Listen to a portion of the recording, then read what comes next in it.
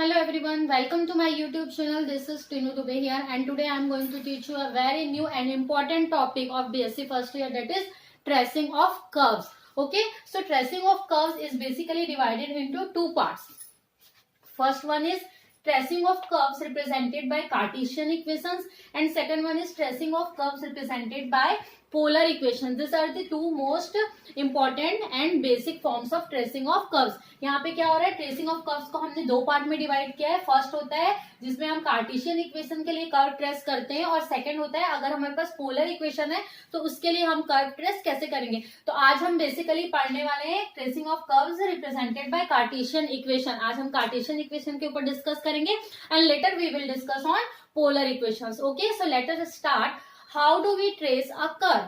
Here are the some given points which are required for tracing a curve. हम curve कैसे trace करेंगे उसके लिए यहाँ पे मैंने 8 पॉइंट्स लिखे हैं जो कि इंपॉर्टेंट पॉइंट्स हैं जिनके ऊपर बेस्ड ही हमारा कर्व ट्रेस होगा. किसी भी कर्व को ट्रेस करने के लिए हमको क्या क्या नीड होती है वो यहाँ पे पूरा मैंने मेंशन किया है. तो देखिए मैंने 8 पॉइंट लिखा है. आज हम डिस्कस करने हैं सिर्फ कार्टेशियन इक्वेशन के ऊपर कर्व ट्रेस करना. तो सबसे पहला पॉइंट जो होता है सिमेट्री. फर्स्ट पॉइंट में हम डिफाइन करेंगे सिमेट्री, यानी कि जो भी हमारा कर्व ट्रेस होगा एक्स एक्सिस या वाई एक्सिस पे, सपोज ये हमारा एक्सिस हो जाएगा x, this one is y axis.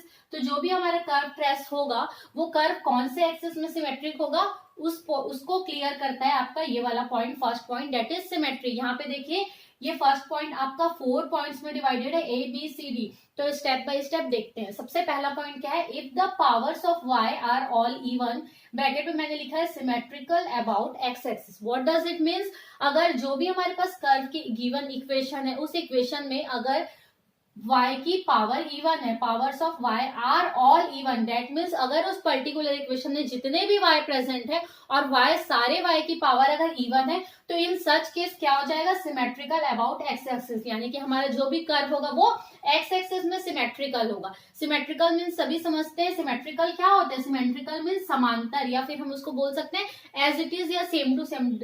Suppose मैं अगर बात करूं हमारे कोई भी कर्व के इक्वेशन में अगर ये फर्स्ट पॉइंट सेटिस्फाई होता है और हमको मिलता है कि सिमेट्रिकल अबाउट एक्स एक्सिस है, तो व्हाट डज इट मीन्स, ये आपका एक्स एक्सिस है. सपोज मेरा कर्व ट्रेस हो रहा है, यहाँ पे सपोज मैं कर्व बना रही हूँ लाइक दिस फॉर एग्जाम्पल, और मैं कह रही हूँ कि हमारा कर्व सिमेट्रिक है एक्स एक्सिस में. What does it means, x axis के ऊपर जैसा कर्व बनेगा बिल्कुल सिमेट्रिकल कर्व हमको नीचे भी ड्रॉ करना पड़ेगा. इसका मतलब है कर्व सिमेट्रिक है एक्स एक्सिस है. अगर मैं बोल रही हूँ कि यही कर्व वाई एक्सिस में भी सिमेट्रिक है तो क्या हो जाएगा, ये आपका वाई एक्सिस में बन जाएगा similar.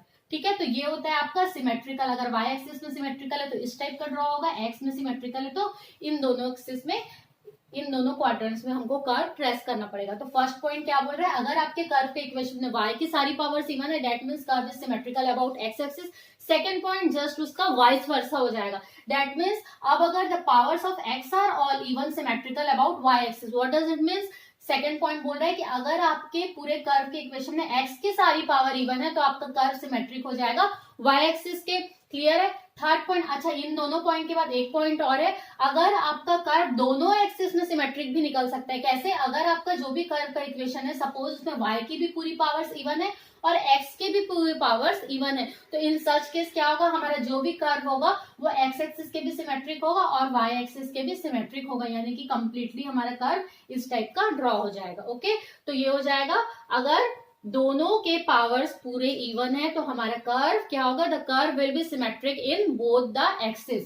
So now let us proceed to the third point. If equation remains unchanged by mutual exchange of x and y, curve is symmetrical about line y is equals to x. What does it means? Suppose हमारे पास जो भी curve का equation दिया हुआ है उसमें अगर मैं म्यूचुअल एक्सचेंज करती हूँ, म्यूचुअल एक्सचेंज दैट मीन्स मैं अगर x को y से बदल दूं और y को x से, दोनों की वैल्यूज अगर मैं इंटरचेंज कर रही हूँ, यानी कि उस कर्व के इक्वेशन में जहां भी x है मैं पुट कर दूंगी x की प्लेस पे y और y के प्लेस पे मैं x, यानी कि दोनों का अगर एक्सचेंज कर दूं और ऐसे करने पर भी अगर मुझे इक्वेशन में कोई चेंजेस नहीं मिल रहा है तो in that case the curve is symmetrical about line.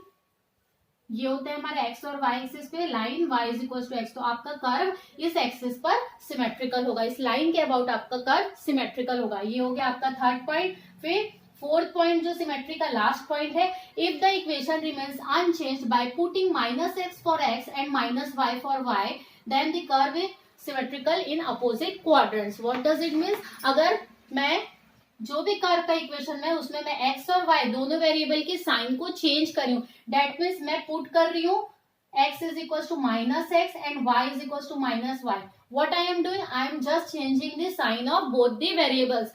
और अगर ऐसा करने पर भी मुझे मेरे इक्वेशन में कोई भी चेंजेस नहीं मिल रहा है, कर्व का इक्वेशन अनचेंज है, दैट मीन्स क्या हो जाएगा, जो भी आपका कर्व बनेगा वो कर्व सिमेट्रिक हो जाएगा. Opposite quadrants, opposite quadrants that means ये होता है आपका फर्स्ट क्वाड्रेंट, ये होता है second, this one is third and this one is fourth quadrant. अगर हमारी ये वाली कंडीशन सेटिस्फाई हो रही है और सपोज मेरा कर्व ट्रेस हो रहा है इस वाले क्वाड्रेंट में, तो अगर कर्व सिमेट्रिक है अपोजिट, तो इसके अपोजिट यानी कि फर्स्ट में कर्व ट्रेस हो रहा है तो बिल्कुल सिमिलर क्या हो जाएगा, थर्ड क्वाड्रेंट में मेरा कर्व ट्रेस हो जाएगा. तो ये हो गया आपके सिमेट्रिसिटी के 4 पॉइंट्स. आई होप आपको ये वाला पॉइंट्स क्लियर हो गया होगा.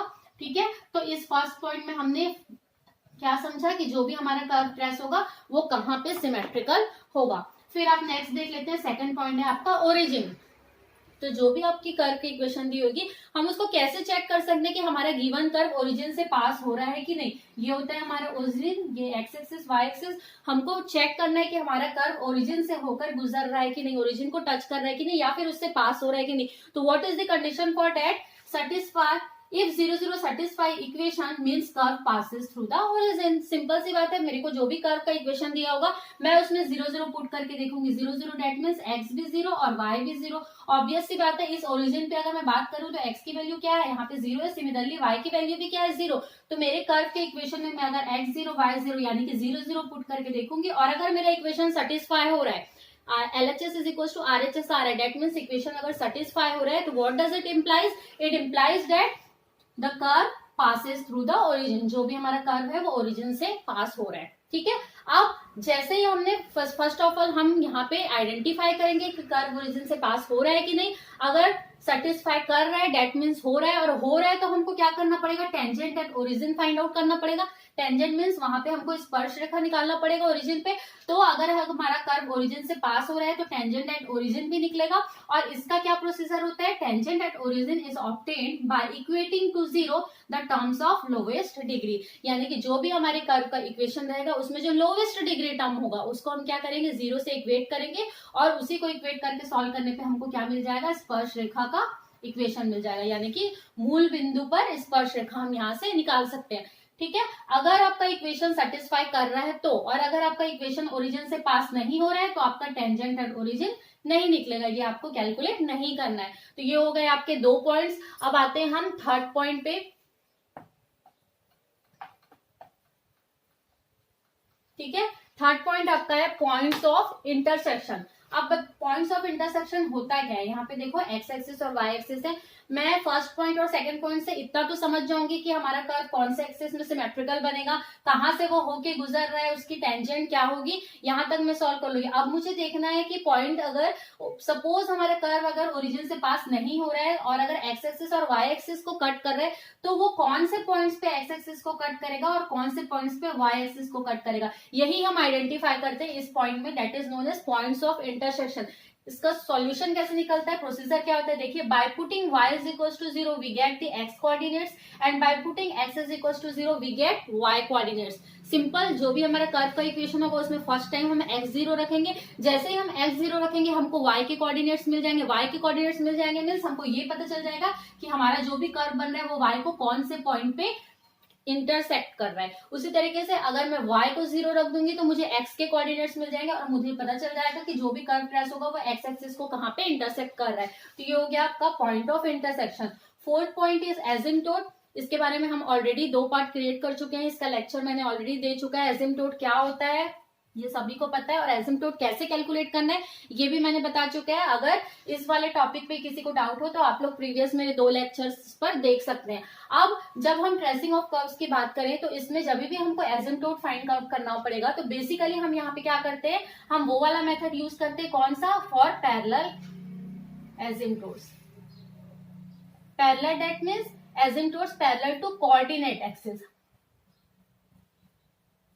जिन लोगों ने मेरा पहला लेक्चर वीडियो देखा है, इसके पहले के 2 पार्ट्स जिन्होंने देखा है उनको ये क्लियर होगा कि एसिम्प्टोट अगर हमको पैरेलल टू कोऑर्डिनेट एक्सिस निकालना है तो उसका क्या प्रोसीजर होता है, कोफिशिएंट को हम 0 से इक्वेट करके उसको फाइंड आउट करते हैं। तो फोर्थ वाला पॉइंट बिल्कुल वैसे ही सॉल्व होगा। आपका जो भी कर्व का इक्वेशन है उसमें आप कोऑर्डिनेट एक्सिस के लिए उसके एसिम्प्टोट को सॉल्व करोगे। फिर फिफ्थ पॉइंट आपका है सॉल्व फॉर वाई और एक्स, यानी कि जो भी हमारा कर्व का इक्वेशन है उसको हमको या तो वाई के लिए या तो एक्स के लिए उसको सॉल्व करना पड़ेगा, जो भी इसमें से मोर कन्वीनियंट हो। अगर वाई है तो वाई के लिए, एक्स है तो एक्स के लिए। Okay, now let us proceed to sixth point. The sixth point is region of existence. What does it means? इस पर्टिकुलर पॉइंट पे से आकर हमको ये पता चलेगा कि जो भी हमारा कर्व बनेगा वो कौन से रीजन में एग्जिस्ट करेगा और कौन से रीजन में वो एग्जिस्ट नहीं करेगा। तो ये हम कैसे फाइंड आउट करते हैं? इसका सबसे बेसिक मेथड होता है, आप देखो कि x की पॉजिटिव वैल्यूज के लिए y क्या मिल रहा है। ओके, सिमिलरली अगर मैं x की निगेटिव वैल्यू रख देती हूं तो इसके करेस्पॉन्डेंस में मुझे y क्या मिल रहा है। इस मेथड से, इस पॉइंट से हमको क्लियर हो जाएगा कि हमारा जो कर्व है वो कौन से रीजन में एग्जिस्ट करेगा या नहीं करेगा। जैसे कि यहाँ पे लिखा हुआ है find out for which values of x y is imaginary. Bracket में मैंने यहाँ पे लिखा है the curve does not exist for imaginary value, यानी कि हमको फाइंड आउट करना है कि x की कौन कौन सी वैल्यू के लिए y हमको क्या मिल रहा है। कौन कौन सी वैल्यू, डेट मीन्स हम यहाँ पे दो ही पॉइंट चेक करेंगे। अगर x निगेटिव है तो y क्या मिल रहा है और x पॉजिटिव है तो y क्या मिल रहा है। ओके, हमको y की imaginary value, imaginary that means अगर y हमको निगेटिव मिल रहा है तो निगेटिव मिल रहा है, डेट मीन्स वो क्या हो गया, एक इमेजिनरी वैल्यू मिल रहा है। और ब्रैकेट में मैंने लिखा है the curve does not exist for imaginary value, यानी कि अगर हमको इमेजिनरी वैल्यू मिल रहा है तो उस इमेजिनरी पार्ट के लिए हम कर्व को ट्रेस नहीं करते हैं।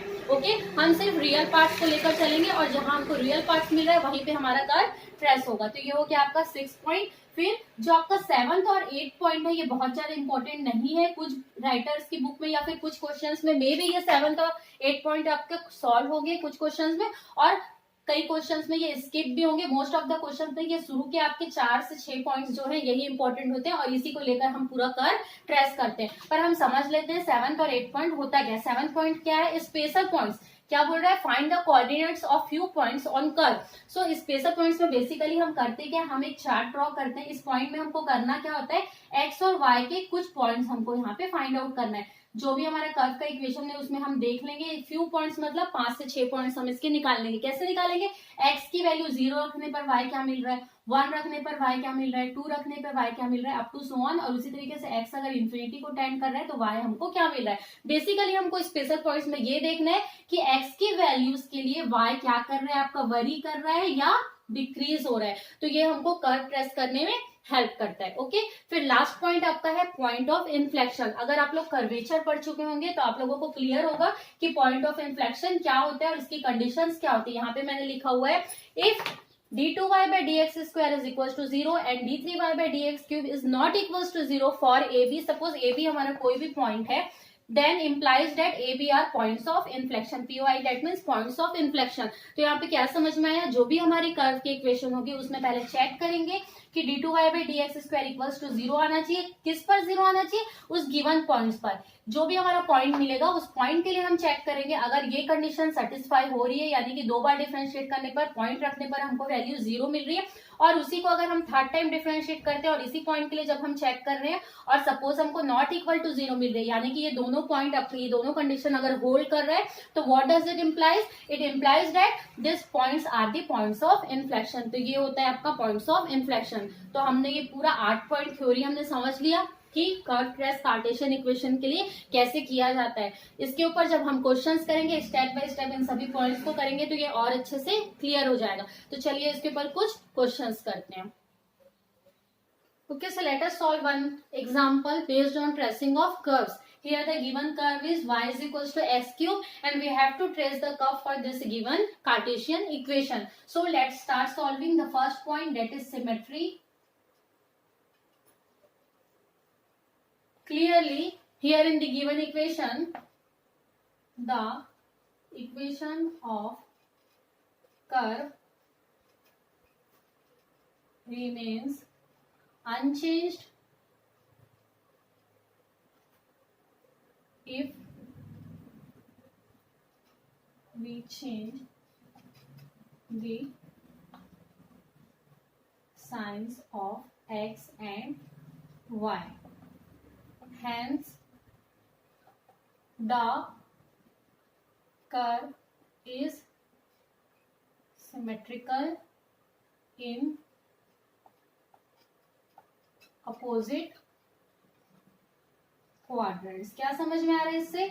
हमने सिमेट्रिसिटी के 4 पॉइंट्स पढ़े हुए थे, जिसके अकॉर्डिंग हमको पता चलता है कि कर्व हमारा कौन से एक्सिस में सिमेट्रिक है। तो उस पॉइंट में एक लास्ट वाला पॉइंट था, अगर जो भी गिवन इक्वेशन है उसमें अगर मैं साइन को चेंज करूं एक्स और वाई के, और ऐसा करने पर अगर मेरा इक्वेशन ऑफ कर्व चेंज नहीं हो रहा है, दैट मीन्स ये क्या इंप्लाई करेगा कि जो भी हमारा कर्व बनेगा वो अपोजिट क्वाड्रेंट में सिमेट्रिकल होगा। यहाँ पे देख सकते हैं, अगर मैं साइन चेंज करती हूँ दैट मीन्स वाई की जगह माइनस वाई और एक्स की जगह माइनस एक्स रखती हूँ, तो क्या मिलेगा हमको? Minus x cube. That means क्या इंप्लाई करेगा? Y is equal to x cube.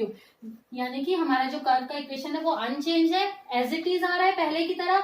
हमने साइन चेंज कर दिया उसके बावजूद भी, दैट मीन्स हमारा जो भी कर्व बनेगा वो सिमेट्रिकल रहेगा अपोजिट क्वाड्रेंट्स में। ओके, अब आ जाते हैं सेकंड पॉइंट पे। सेकंड पॉइंट क्या होता है? Origin.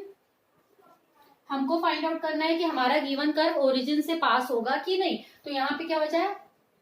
Clearly the equation of curve satisfies at 0 0, hence the curve passes through origin. Okay, क्या तरीका होता है कर्व ओरिजिन से पास हो रहा है कि नहीं चेक करने का? हम 0 0 पे चेक करते हैं कि हमारा इक्वेशन सेटिस्फाई हो रहा है कि नहीं हो रहा है। यहाँ पे देखो 0 0 डेट मीन्स एक्स और वाई 0 रखने पर मुझे हमारे इक्वेशन में क्या मिलेगा? लेफ्ट हैंड साइड और राइट हैंड साइड इक्वल मिलेगा। डेट मीन्स हमारा इक्वेशन सेटिस्फाई हो रहा है, hence the curve passes through the origin. अब जब कर्व ओरिजिन से पास करता है तो हमको क्या करना पड़ता है? टेंजेंट एट ओरिजिन निकालना पड़ेगा। और क्या हो जाएगा टेंजेंट एट ओरिजिन? हम क्या करते हैं, गिवन इक्वेशन ऑफ कर्व में जो भी लोवेस्ट डिग्री टर्म है उसको 0 से इक्वेट करते हैं। इस इक्वेशन में देख सकते हैं लोवेस्ट डिग्री टर्म यानी कि y, तो y इज इक्वल टू 0, यही हो गया हमारा टेंजेंट एट ओरिजिन। ओके, अब बात करते हैं थर्ड पॉइंट की। थर्ड पॉइंट में हम क्या कैलकुलेट करते हैं? Points of intersection. ठीक है, हमको चेक करना है कि हमारा जो भी कर्व ट्रेस होगा वो एक्स एक्सिस और वाई एक्सिस को कहाँ पे इंटरसेक्ट करेगा। क्या प्रोसीजर होता है इसके लिए? एक बार हम x0 रखते हैं तो y के कोऑर्डिनेट्स पॉइंट मिलते हैं, उसी तरीके से y0 रखते हैं तो x के कोऑर्डिनेट्स पॉइंट्स मिलते हैं। तो when x is equals to 0 implies that y is equals to 0 and when y is equals to 0 implies that x is equals to 0. Hence only 0 0 are coordinate points. और क्या बोल सकते हैं? और the curve cuts the axis at 0 0 only, या फिर इसको लिख सकते हैं एट ओरिजिन ओनली।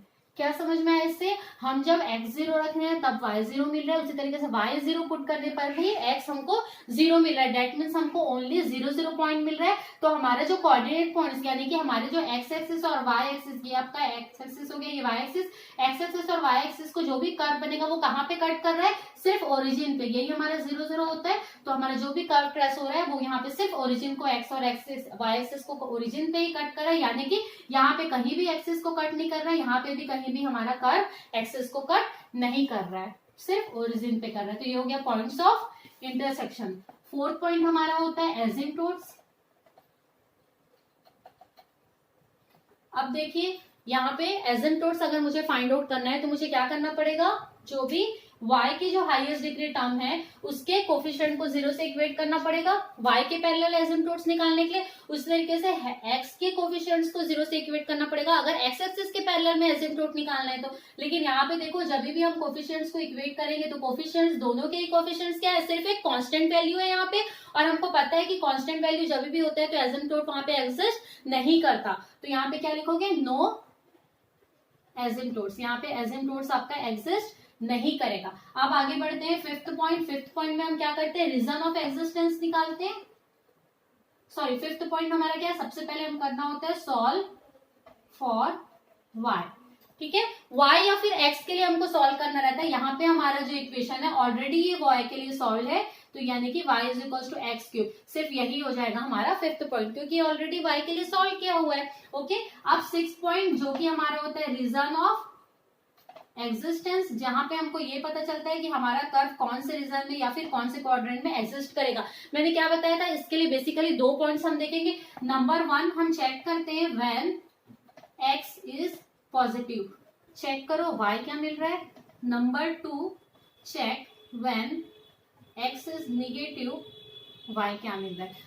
ओके, सो देख लेते हैं हमारी इक्वेशन जो कर्व की दी हुई है। अगर मैं x को यहाँ पे पॉजिटिव कर दूं तो y हमको क्या मिलेगा, positive whole cube, that means y भी क्या मिलेगा हमको, पॉजिटिव। उसी तरीके से अगर निगेटिव कर दी तो निगेटिव का क्यूब यानी कि निगेटिव। तो क्या इंप्लाई कर रहा है, जब x पॉजिटिव है तो y पॉजिटिव मिल रहा है, x निगेटिव है तो y निगेटिव मिल रहा है। मैंने पहले ही बताया था रीजन ऑफ एग्जिस्टेंस में क्या होगा, कर्व सिर्फ पॉजिटिव यानी कि रियल वैल्यूज, यही आपकी रियल वैल्यूज हो गई, सिर्फ रियल वैल्यूज के लिए आपका कर्व एग्जिस्ट करेगा। और ये क्या हो गया आपका, इमेजनरी वैल्यूज हो गया, और इमेजनरी वैल्यू के लिए हम कर्व ट्रेस नहीं करते, तो हम कर्व ट्रेस सिर्फ इसके लिए करेंगे, यानी कि प्लस प्लस वाले क्वाड्रेंट में। यानी कि अगर यहाँ पे हमको कर्व ट्रेस करना है, ये x हो गया, ये y हो गया, ये हो गया आपका प्लस प्लस वाला क्वाड्रेंट यानी कि फर्स्ट क्वाड्रेंट, तो हमारा जो भी कर्व ट्रेस होगा वो इस क्वाड्रेंट में होगा। बट जब हम सिमेट्रिसिटी चेक किए थे तो हमने पढ़ा था कि हमारा जो कर्व क्या निकला था कि अपोजिट क्वाड्रेंट में सिमेट्रिकल है। दैट मीन्स यहाँ हम जो भी कर्व ट्रेस करेंगे वो थर्ड क्वाड्रेंट में भी हमको ट्रेस करना पड़ेगा, यानी कि ये माइनस माइनस वाले क्वाड्रेंट में भी हमको कर्व ट्रेस करना पड़ेगा। क्यों,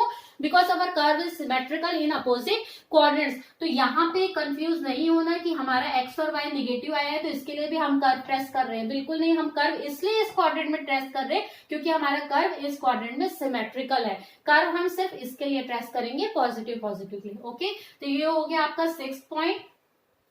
इसके बाद दो पॉइंट्स होते हैं, एक होता है 7 और 8। यहाँ पे मैं ऊपर वाला पार्ट ड्रॉप कर रही हूँ।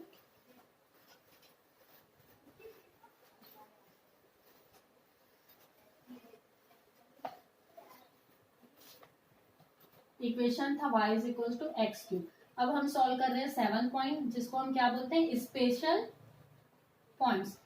इसमें क्या करना होता है, हमको एक चार्ट क्रिएट करना होता है, हमको चेक करना है कि x के डिफरेंट डिफरेंट वैल्यूज के लिए y हमको क्या मिल रहा है। इस टाइप से हम एक चार्ट ड्रॉ कर लेते हैं। यहां से देख लो, x 0 रखने पे y 0 मिलेगा, 1 रखने पे y 1, 2 रखने पे 8, 3 रखने पे 27, यानी कि x जैसे जैसे इंफिनिटी को टेंड करेगा y भी हमारे इंफिनिटी को टेंड कर रहा है।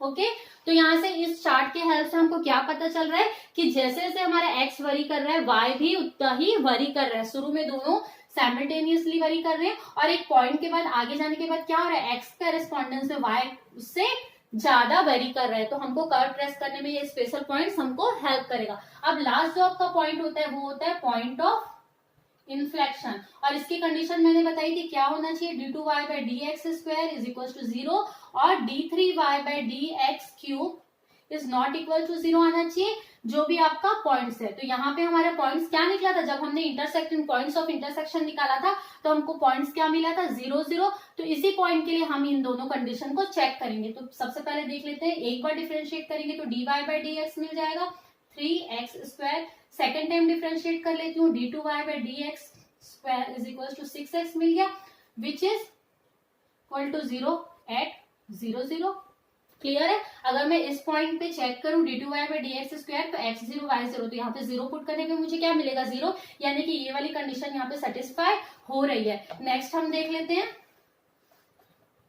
एक बार और डिफरेंशिएट करने पे क्या मिलेगा, d3y by d x cube is equal to क्या हो जाएगा 6, which is not equal to 0 at 0 0। ठीक है, यहाँ पे देखो x और y दोनों एग्जिस्ट नहीं करता, तो मैं इसको 0 0 पे भी चेक करूं तो d3y by d x cube क्या मिल रहा है, नॉट इक्वल टू 0, यानी ये वाली कंडीशन भी होल्ड कर रही है। दैट मीन्स दोनों कंडीशन होल्ड कर रही है for this particular point 0 0। Hence क्या हो जाएगा, hence 0 0 are points of inflection. Clear है। तो हमने यहाँ पूरे 8 पॉइंट्स थ्योरेटिकली हमने पूरा सॉल्व कर लिया। हमने देख लिया कि हमारे एक्सिस में कर्व कहाँ पे एग्जिस्ट करेगा नहीं करेगा। अब हम करते हैं कर्व ट्रेस। तो देखो कर्व कैसे ट्रेस होगा आपका, ये हो गया आपका क्वाड्रेंट। हमको पता है कर्व हमको पॉजिटिव क्वाड्रेंट में ट्रेस करना है। अब देखिए स्पेशल पॉइंट्स वाला चार्ट की हेल्प से हम कर्व को कैसे ट्रेस करेंगे। हमको एक्स की वैल्यू के लिए वाई वेरी कर, जैसे जैसे एक्स वेरी कर रहा है वाई वेरी कर रहा है, तो देखो जब एक्स वेरी करेगा इट मीन्स कर्व आपका इस डायरेक्शन में जाएगा, ओके और अगर मैं कहूँ वाई वेरी कर रहा है डेट मीन्स कर्व आपका अपवर्ड्स जाएगा। तो एक्स की जैसे जैसे वैल्यू वेरी कर रही है उसके करस्पॉन्डेंस वाई वेरी कर रहा है। कुछ एक आध पॉइंट्स के लिए तो आपका सिमिलर वेरी कर रहा है और आगे जाके क्या कर रहा है एक्स की थोड़ी पॉइंट्स के लिए वाई हमको ज्यादा वेरी कर रहा है, यानी कि इस टाइप का हमारा कर्व ट्रेस हो जाएगा। ठीक है, तो यहाँ पे अगर हम कर्व ट्रेस करेंगे तो हमारा कर्व क्या हो जाएगा, ऐसा हमारा कर्व ट्रेस हो जाएगा। ओके, अब हमको पता है हमारा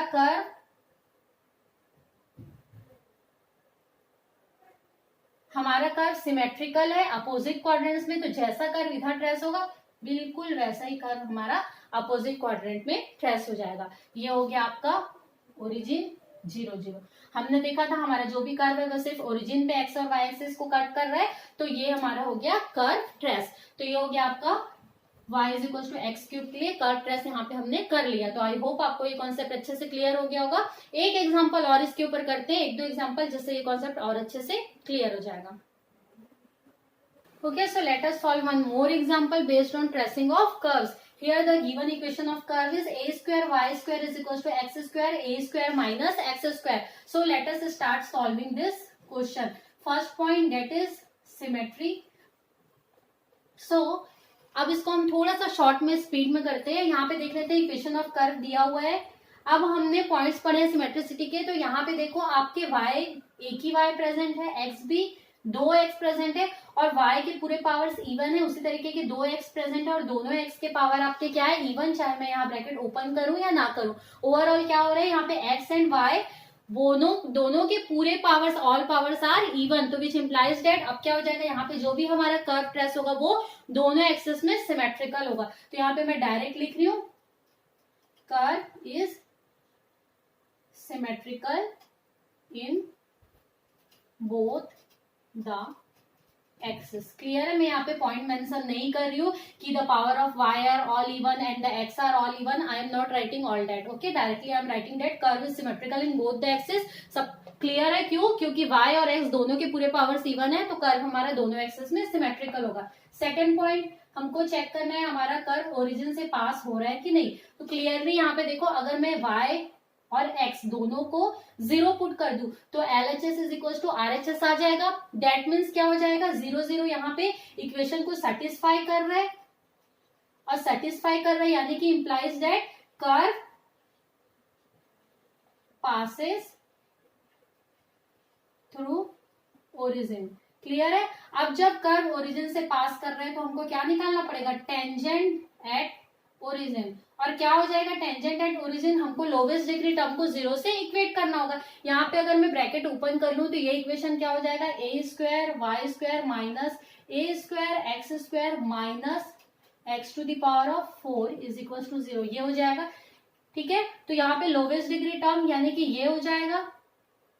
ठीक है, यहाँ पे अगर ए स्क्वायर कॉमन ले लूं तो y square minus x square minus x to the power, इसको लेने की जरूरत नहीं है। यहाँ पे हमको बेसिकली करना है क्या, लोवेस्ट डिग्री टर्म को हमको 0 से इक्वेट करना है। तो लोवेस्ट डिग्री टर्म यानी कि यहाँ पे क्या हो गया, A square Y square minus x square is equal to 0, ये हो गया। अब Y square is equal to x square आ जाएगा सॉल्व करने पे, और y is equal to plus minus x, यानी कि हमको टेंजेंट्स क्या मिल गए, प्लस माइनस एक्स। सपोज ये हमारा एक्सिस है, x है, y है, y dash and x dash. हमको टेंजेंट्स मिले हैं y is equal to plus x and y is equal to minus x, यानी कि y is equal to plus x मतलब कौन सी लाइन हो गई, ये वाली लाइन हो गई, ये लाइन हो गई आपका y is equal to plus x, और उसी तरीके से ये आपका क्या हो जाएगा, y is equal to minus x. ये हमको मिल गए टेंजेंट्स। ओके, अब हम आगे बढ़ते हैं थर्ड पॉइंट, जिसमें हमको इंटरसेक्शन पॉइंट्स ऑफ इंटरसेक्शन निकालना है। ठीक है, हमको देखना है कि हमारा जो भी यहाँ पे कर्व ट्रेस होगा वो एक्स एक्सिस और वाई एक्सिस को कौन से पॉइंट पे इंटरसेक्ट करेगा। तो क्या प्रोसीजर होता है पॉइंट ऑफ इंटरसेक्शन निकालने के लिए, एक बार हम y को 0 रखते हैं तो x के कोऑर्डिनेट पॉइंट मिलते हैं, सिमिलरली x को 0 रखने पर y के कोऑर्डिनेट्स। तो सबसे पहले हम सबसे पहले पुट करते हैं x is equal to 0, put x is equal to 0 implies that क्या मिल जाएगा, x 0 रखने पर a square y square is equal to x 0, यानी कि ये पूरा टर्म 0 हो गया, which implies that y is equal to 0। तो क्या मिल गया, x 0 रखने पर y 0, यानी कि फर्स्ट पॉइंट हमको मिल गया 0 0। ओके, सेकेंड हम पुट कर लेते हैं, put y is equal to 0। जब मैं y 0 रखूंगी तो क्या मिलेगा, 0 is equal to x square a square minus x to the power of 4, या फिर इसको ब्रैकेट ना ओपन करके क्लियरली लिखूं, x square a square minus x square. और इसको हम सॉल्व कर ले, ये वाला टर्म भी 0 हो जाएगा, तो क्या मिल जाएगा, x square is equal to a square, और सॉल्व करने पे हमको x की वैल्यू मिल जाएगी प्लस माइनस a, यानी कि y 0 रखने पर मुझे x के लिए 2 वैल्यू मिल रही है। तो यहाँ पे मुझे 2 पॉइंट्स मिल गए, पहला प्लस a मिल रहा है y 0 रखने पर, दूसरा हमको x मिल रहा है माइनस a y 0 रखने पर। तो ओवरऑल मुझे इंटरसेक्टिंग कितने पॉइंट्स मिल गए, 3 पॉइंट्स मिल गए। क्या क्या मिल गए, 0 0 a0 माइनस a0। तो यहाँ पे 3 मुझे पॉइंट्स ऑफ इंटरसेक्शन मिल गए। अच्छा, इसका मतलब होता क्या है, पॉइंट्स ऑफ इंटरसेक्शन 0 0 मिला, यानी हमारा जो भी कर्व ट्रेस होगा वो क्या करेगा, यहाँ ओरिजिन पर 0 0 पर एक्सिस को कट करेगा।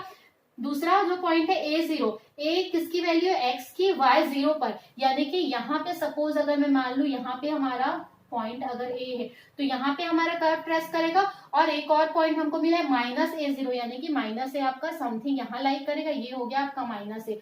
तो ये हो गया हमारा a0, ये हो गया माइनस a0। ओके, तो इस पॉइंट्स पे हमारा जो भी कर्व बनेगा वो एक्स एक्सिस को यहाँ पे कट करेगा, और वाई एक्सिस को वो सिर्फ 0 पे ही कट कर रहा है, क्योंकि तीनों पॉइंट्स में हमको y की वैल्यू 0 मिल रही है। क्लियर है, तो ये हमारा हो गया इंटरसेक्टिंग पॉइंट्स। अब आगे देखते हैं,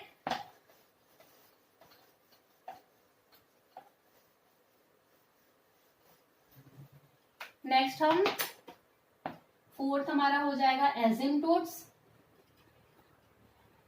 ओके, तो यहाँ पे देखिए, अगर मैं एसिम्पटोट्स फाइंड आउट करना चाहूँ तो यहाँ पे देखो, अगर मैं हाईएस्ट पावर अगर y उसके कोफिशिएंट को अगर 0 से इक्वेट करूँ तो यानी कि सिर्फ एक कांस्टेंट वैल्यू मिल रही है। यहाँ पे भी x के कोफिशिएंट को अगर 0 से इक्वेट करूँ तो यहाँ पे भी कांस्टेंट वैल्यू मिली है, यानी कि क्या हो जाएगा, एसिम्पटोट्स एग्जिस्ट नहीं करेगा। तो यहाँ पे भी नो एसिम्पटोट्स। ओके, अब फिफ्थ पॉइंट क्या होता है, सॉल्व फॉर x और y। हम यहाँ पे y के लिए सॉल्व कर लेते हैं, क्या हो जाएगा, y square is equal to x square in bracket a square minus x square whole divided by a square. ये हो गया सॉल्व फॉर y क्लियरली। अब उसके बाद 6th पॉइंट हमारा क्या होता है, 6th पॉइंट में हमको देखना होता है रीजन ऑफ एग्जिस्टेंस।